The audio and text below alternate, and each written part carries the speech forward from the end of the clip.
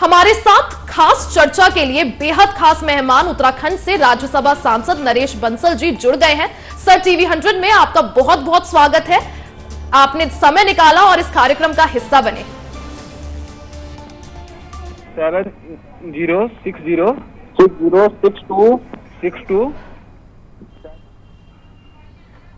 Sir, आपका पूरा जीवन राजनीति और लोगों को समर्पित रहा है। छोटी उम्र से ही आपने आरएसएस का दामन थामा था और फिर बीजेपी से जुड़े और पार्टी को हर मोर्चे पर मजबूत किया। सर, क्या वो चीज थी जिसने आपको बीजेपी की विचारधारा से जोड़ा?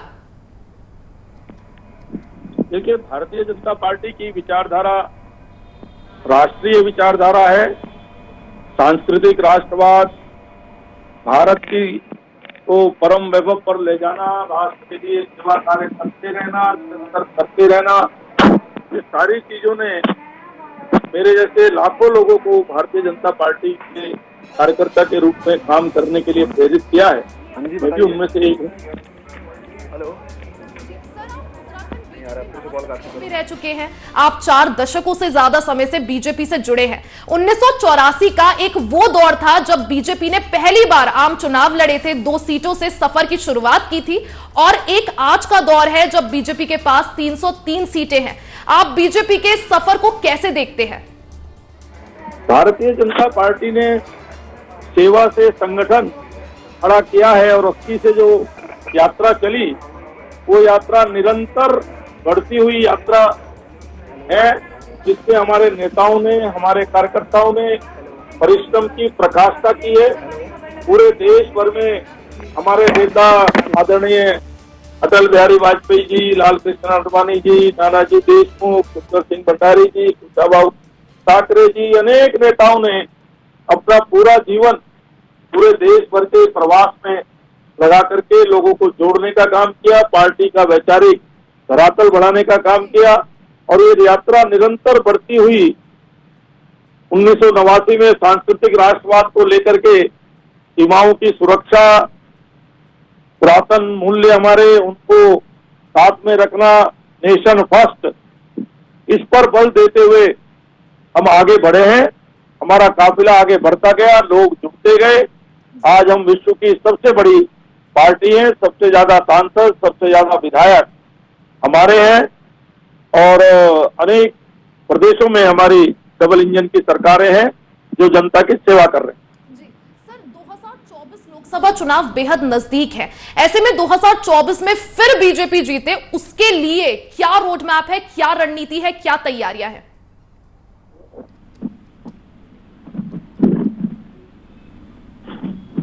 हेलो जी सर, मैं ये जानना चाह रही थी, 2024 लोकसभा चुनाव बेहद नजदीक है। हेलो,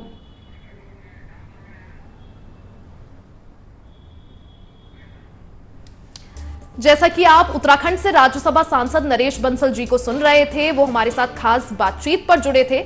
जैसा कि आपने देखा, वो हमें बता रहे थे किस तरह से बीजेपी ने जो सफर की शुरुआत करी थी 1984 से, वो अभी निरंतर आगे बढ़ रहा है। और एक वो दौर था जब बीजेपी ने 2 सांसदों से शुरुआत करी थी, और एक आज का दौर है जब बीजेपी के पास पूर्ण बहुमत है, 303 जो है उनके सांसद हैं, और पूर्ण बहुमत से बीजेपी की सरकार है, सत्ता पर काबिज है। और आगे भी 2024 के लिए जो है लगातार बीजेपी जो है प्रयास कर रही है, तैयारियां कर रही है कि किस तरह से 2024 को भी साधा जाए। क्योंकि अब की बार जैसे हमने देखा था 2014 में मोदी लहर थी, 2019 में भी वो देखने को मिली, और अब जो बीजेपी का लक्ष्य है वो 2024 है कि किस तरह से 2024 को साधा जाए। हमारे साथ फिर से एक बार उत्तराखंड से राज्यसभा सांसद नरेश बंसल जी जुड़ चुके हैं। सर, मैं ये जानना चाह रही थी, 2024 लोकसभा चुनाव बेहद नजदीक है, ऐसे में 2024 में फिर बीजेपी जीते, उसके लिए क्या रोड मैप है, क्या रणनीति है, क्या तैयारियां हैं? देखिए, भारतीय जनता पार्टी का नेता और कार्यकर्ता सब 365 दिन 24x7 जनता के बीच में रहते हैं, जनता की समस्याओं का निराकरण करते हैं।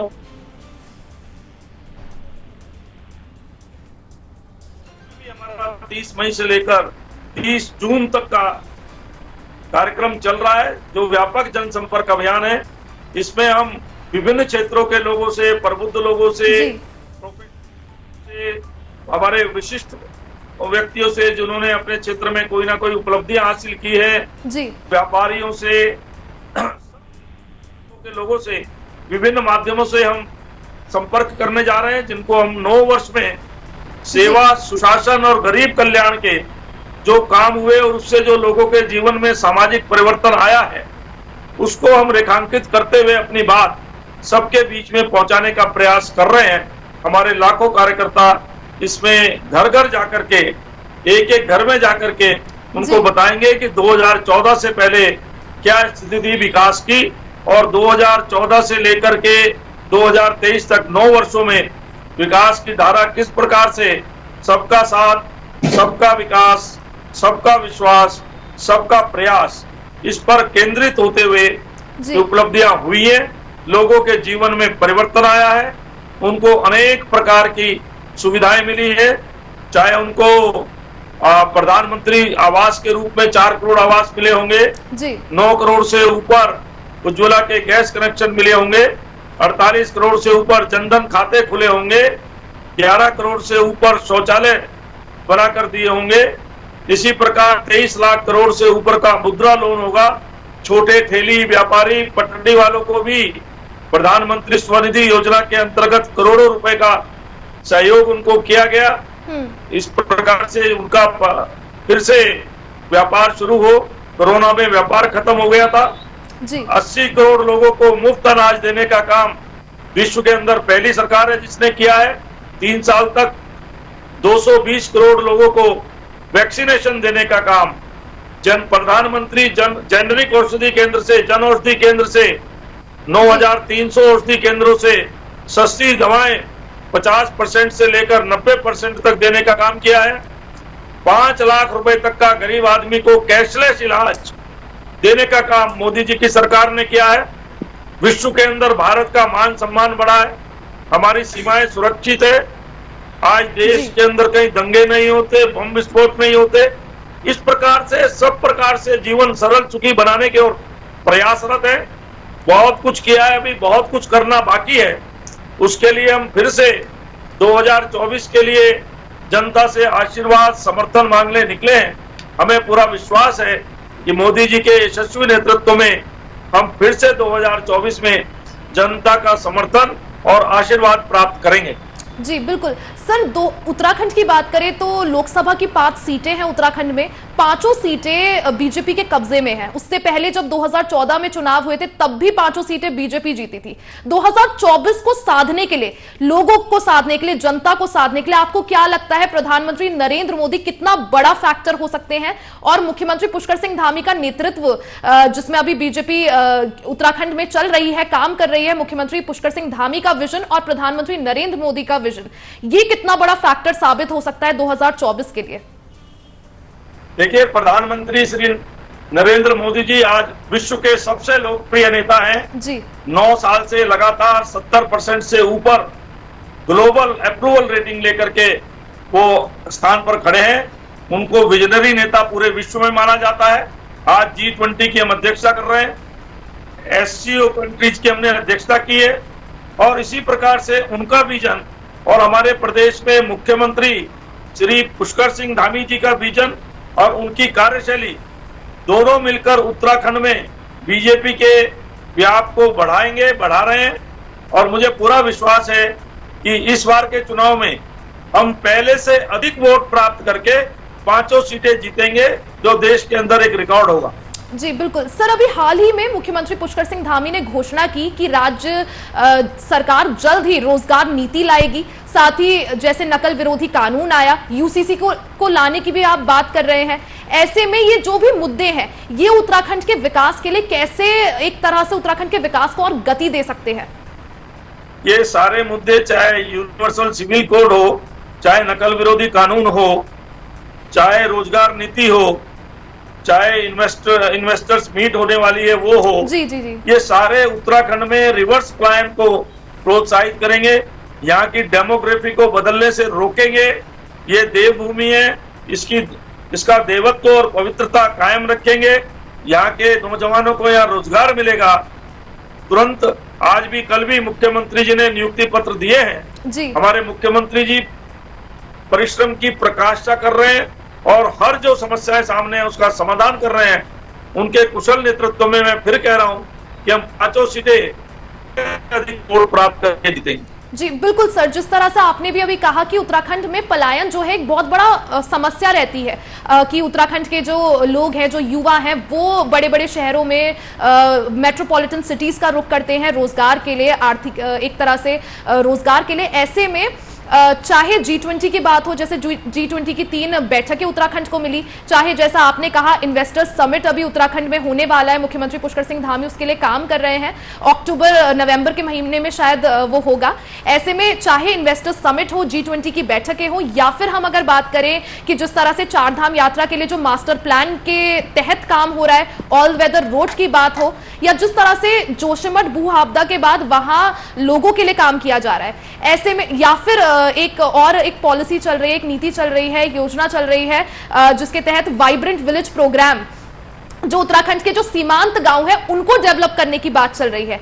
ये सभी जो भी काम बीजेपी कर रही है वो कहीं ना कहीं 2024 में जनता को साधने में कितने कारगर साबित हो सकते हैं? देखिए, देश के अंदर चुनाव अपने समय पर होते हैं, लेकिन सब चीज केवल वोट के लिए नहीं की जाती।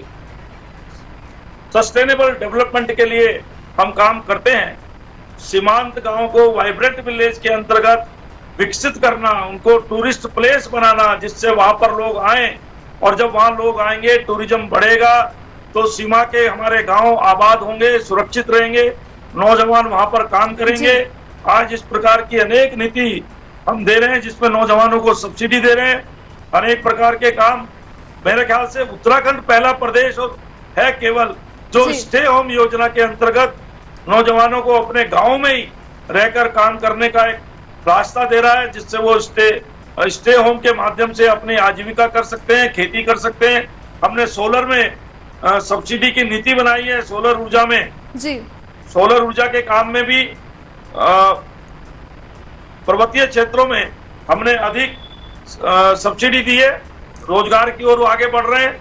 इस प्रकार से जितनी भी योजनाएं हैं सब, हमारा पर्यटन बढ़ रहा है, तीर्थाटन बढ़ रहा है, all weather road, Rishikesh Karnaprayag rail line, Bageshwar Tanakpur rail line पर, देहरादून यमुनोत्री गंगोत्री रेल लाइन पर काम हो रहा है। तो एयर कनेक्टिविटी हो, रोड कनेक्टिविटी हो, रेल कनेक्टिविटी हो, ये सब तेजी के साथ डबल इंजन की सरकार कर रही है, जिससे रोजगार भी बढ़ेगा, पलायन भी रुकेगा और रिवर्स पलायन होगा, ये मैं दावे के साथ कह सकता हूं। जी, लेकिन सर जहां एक तरफ विकास की बात होती है, डबल इंजन सरकार की बात होती है कि विकास को और गति दी जाएगी, वहीं दूसरी तरफ जो विपक्ष है वो इसी को लेकर जो राज्य सरकार है उस पर हमलावर दिखता है। विपक्ष इन्हीं मुद्दों को उठाता है, जैसे जोशीमठ भू धसाव का मुद्दा हो, बेरोजगारी का मुद्दा हो, या जो विकास को जिस तरह से एक तरह से इन्हीं मुद्दों पर विपक्ष लगातार बीजेपी सरकार पर हमलावर भी दिखता है। विपक्ष के पास कोई मुद्दा नहीं है, विपक्ष केवल अनर्गल प्रलाप करता है। आज तक विपक्ष ने 6 साल से, हमारी यहाँ डबल इंजन की सरकार है, कोई भी प्रदेश के विकास के लिए रचनात्मक सुझाव नहीं दिया। केवल राग अलापना, विरोध करना, विरोध के लिए विरोध करना, इसके कारण विपक्ष की विश्वसनीयता घटती जा रही है, समाज के अंदर उसकी क्रेडिबिलिटी खत्म हो रही है। विपक्ष को समझना चाहिए कि राजनीति की जगह राजनीति करें, लेकिन प्रदेश के विकास के लिए अगर उनके पास कोई रचनात्मक सुझाव हो तो वो दे। मैं सुनिश्चित रूप से कह सकता हूं कि हमारे मुख्यमंत्री पुष्कर सिंह धामी जी की सरकार उस पर विचार करके उसको जरूर इंप्लीमेंट करेगी, क्योंकि हमारा पहला उद्देश्य प्रदेश का विकास है। जी सर, जिस तरह से हरीश रावत जो कि उत्तराखंड के पूर्व मुख्यमंत्री भी रहे हैं वो भी बीजेपी पर निशाने साधते हैं, या फिर अभी कांग्रेस के जो प्रदेश अध्यक्ष है करण माहरा, वो भी, उनके बयानों को आप किस तरह से देखते हैं? हरीश रावत जी उत्तराखंड की राजनीति में प्रासंगिक हो चुके हैं। वो अपने आप को बनाए रखने के लिए दिल्ली में होते हैं तो कुछ और बोलते हैं, हरिद्वार में होते हैं तो कुछ और बोलते हैं, पौड़ी में होते हैं तो कुछ और बोलते हैं, नैनीताल में होते हैं तो कुछ और बोलते हैं, क्योंकि उनकी समस्या है कि राजनीति में केंद्रीय नेतृत्व के नजदीक रहें या प्रदेश में अपना वर्चस्व बनाए रखें, जो वहां से उनका वर्चस्व समाप्त होता सा लग रहा है। तो उनकी ये मजबूरी है, इसलिए वो अपने बयान भी बदलते रहते हैं, कुछ कुछ बोलते रहते हैं। पर प्रदेश की जनता उनको 2-2 जगह से हरा करके अपना निर्णय दे चुकी है कि उनकी जनता के अंदर किस प्रकार की स्थिति है।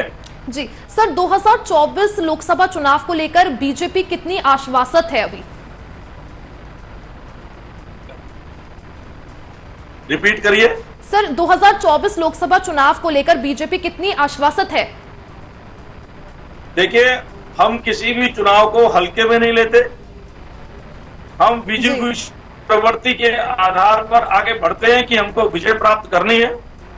उसके लिए हम परिश्रम की प्रकाष्ठा हमारे सब कार्यकर्ता नेता करते हैं, वो हम करेंगे। हर चुनाव हमारे लिए एक चुनौती होता है और उस चुनौती को हम उसी प्रकार से रणनीति बना करके उस पर विजय प्राप्त करते हैं। जी सर, आखिरी सवाल पूछूंगी आपसे कि उत्तराखंड के जो भी दर्शक आपको इस वक्त देख रहे हैं, उन्हें आप क्या संदेश देना चाहेंगे? और साथ ही अगर 2024 में बीजेपी फिर से जीतती है तो आपका विजन क्या रहेगा? देखिए, हमारा सीधा विजन है 2024 में पहले से अधिक सीटें लेकर यशस्वी प्रधानमंत्री श्री नरेंद्र मोदी जी के नेतृत्व में एक मजबूत सरकार का गठन करना। भारत को ये अमृत काल है, भारत की आजादी के जिस समय 100 वर्ष पूरे होंगे 2047 में, उस समय भारत विश्व का विकसित राष्ट्र हो और वसुधैव कुटुंबकम की भावना से हम विश्व कल्याण के लिए काम कर रहे हैं। मोदी जी ने मंत्र दिया भी है उसके लिए, one earth, one family, one future. जी जी, बहुत बहुत शुक्रिया सर हमारे साथ जुड़ने के लिए और अपना कीमती समय निकालने के लिए। नमस्कार। आप हमारे साथ उत्तराखंड से राज्यसभा सांसद नरेश बंसल जी को सुन रहे थे, जिन्होंने उत्तराखंड में किस तरह से बीजेपी का आगे का क्या विजन रहेगा उसको लेकर हमारे साथ चर्चा की।